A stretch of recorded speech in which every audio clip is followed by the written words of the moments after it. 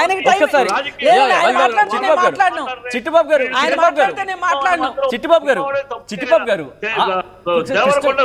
కాదు కృష్ణకుమారి గారు వర్షన్ చిట్టిబాబు గారు కృష్ణకుమారి గారు మీరు వర్షన్ విన్నారా? ఆవిడ ఏమంటున్నారు? చిట్టిబాబు గారు కృష్ణకుమారి ఏమంటున్నారంటే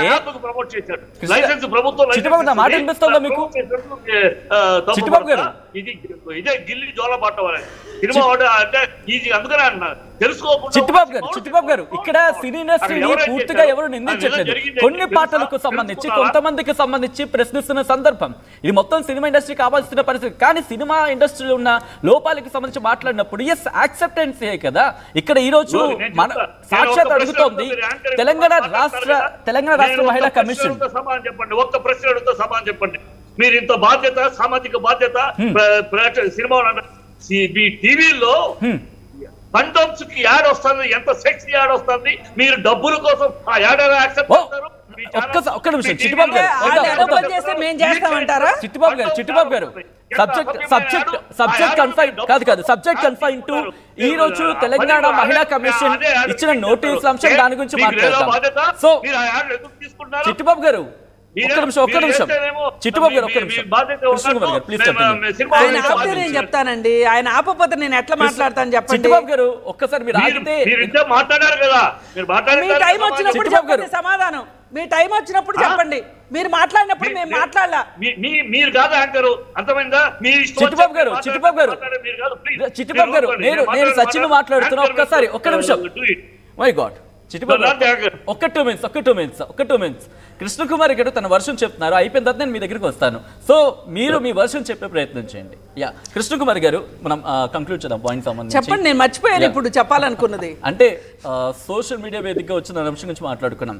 సో ఇక్కడ సామాజిక బాధ్యత సినిమా ఇండస్ట్రీకి సంబంధించి, ఎందుకంటే సామాజిక బాధ్యత అంశాన్ని ఇక్కడ ప్రస్తావించడం జరుగుతుంది. అది ఇక్కడ విస్మరిస్తుంది అనుకోవాలా? కొన్ని కొంతమందికి సంబంధించి అనుకోండి, సినిమాలకు సంబంధించి అది జరుగుతుంది అనుకోవాలి. ఇక్కడ ఖచ్చితంగా విస్మరిస్తున్నారండి. ఇందాక ఈయన మాట్లాడిన దానికి 100% నేను ఏకీభవిస్తున్నా సార్ మాట్లాడిన దానికి.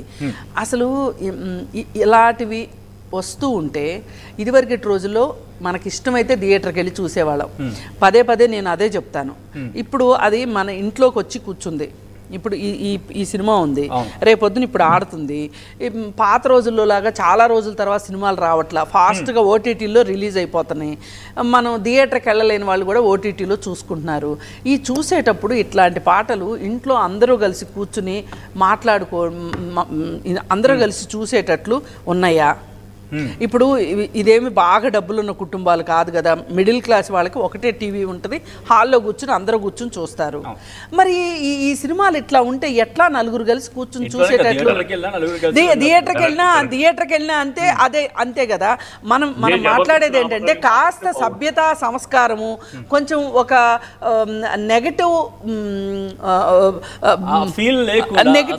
నెగటివ్ ఫీల్ లేకుండా సినిమాలు ఉండాలని కోరుకుంటున్నాం. ఇప్పుడు యానిమల్ సినిమా ఉందండి. యానిమల్ సినిమా చూసి ఏం నేర్చుకుంటాం చెప్పండి? అసలు యానిమల్ సినిమా చూస్తే అసలు ఈ దేశంలో పోలీసులే లేరు, పొరపాటు జరిగిన ఈ దేశంలో కోర్టులు లేవు, చట్టాలు లేవు అన్నట్లు చూపించింది కదా ఆ సినిమాలో. ఇప్పుడు వాడు పిల్లోడు వెళ్ళి ఒక గన్ తీసుకుని కాల్ చేస్తాడు.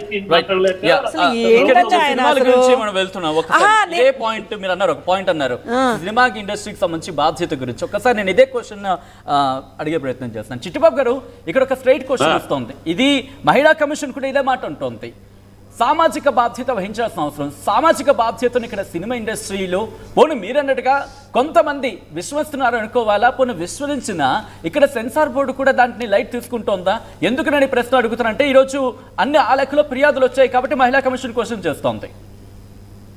ఇప్పుడు అలక్ష్యము ఈ చట్టాలు అని అక్కడ మెంబర్స్ కూడా ఊనే అక్షర జ్ఞానం లేని వాళ్ళు కాదండి. సెన్సార్ బోర్డులో ఉండే మెంబర్స్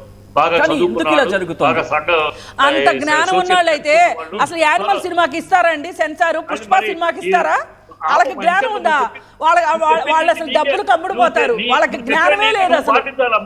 నువ్వు చెప్పే నీతి నువ్వు పాటించు, మాట్లాడేటప్పుడు మాట్లాడతాను. మరి అదే మీకు నొప్పి తెలియాలనే మాట్లాడా, వేరే వాళ్ళు మాట్లాడినప్పుడు మీరు మాట్లాడచ్చు, మీరు మాట్లాడినప్పుడు వేరే వాళ్ళు మాట్లాడకూడదు. చిట్టుబాబు గారు జబర్దస్త్ కన్నా అసహ్యమైన ప్రోగ్రామ్ ఏదైనా ఉందా? కాదు ఇక్కడ ఒక ప్రోగ్రామ్ ని ఇంకో ప్రోగ్రామ్ ను కాదు ఇక్కడ వేరే వాళ్ళకి సంబంధించి ఉద్దేశించి మాట్లాడడం కాదు. ఇక్కడ ఈ రోజు చిట్టుబాబు గారు ఒకవేళ ఆ సందర్భం వస్తే వాటి గురించి కూడా ప్రశ్నిద్దాం. గతంలో కూడా మనం ప్రశ్నించాం, మీరు ఇదే ప్లాట్ఫామ్ నుండి క్వశ్చన్ చేస్తారు. మనం కూడా Chittubabu garu coming to the point అండి. ఈ సామాజిక వేత్తలు అనేవాళ్ళు ఏనాడు మాట్లాడాల పూర్ణ వాడు సినిమా వాడు మీద గ్రామర్ రాయడం చిట్టుబాబు గారు వేరే వాళ్ళ విషయం పక్కన పెడతాం. సినీ ఇండస్ట్రీకి సంబంధించి Bigg Boss sorry Jabardasth Chittubabu garu దాని గురించి గతంలో దాని గురించి మాట్లాడా, మీరు అన్న కార్యక్రమాల గురించి మాట్లాడా.